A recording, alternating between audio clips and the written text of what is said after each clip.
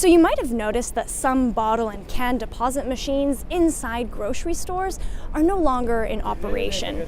The machines, which are owned and operated by Consignaction, are being phased out as part of a modernization plan. But what does this mean for people looking to get their deposits back? Je trouve que ça n'a aucun bon sens. C'est vraiment une idée ridicule qui est inutile. Le système fonctionnait bien par le passé. Yeah, I think it's going to be a good idea because it's not going to be at the entrance of supermarket. Éventuellement, il va y avoir de plus en plus de centres, puis ça va bien aller.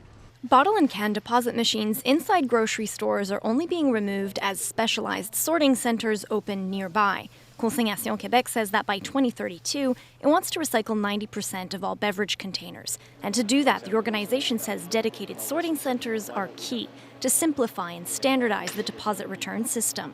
The old way would not have worked. And this new way of doing things allows us to not only increase our performance, but maintain 100% recycling rate. But not everyone is a fan of the change. The organization Les Valoristes works with unhoused people who rely on returning cans and bottles for extra income. As the old machines disappear, their co-founder says the return process is becoming less accessible. If you want to increase participation, and that's really what we want, that we have accessible services.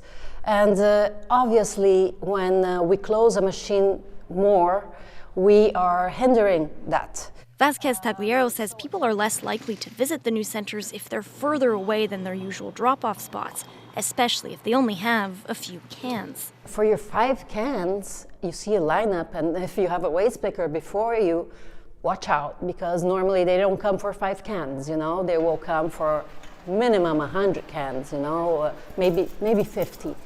But there's not only one waste picker, there's many, so it takes a while. Consignaction Quebec says it'll take some time for people to adapt. And with the transition in full swing, staff will be on site at the centers to help explain the new process. The last phase of the transition is expected by next spring, when Quebecers will be able to return all glass containers, including wine bottles.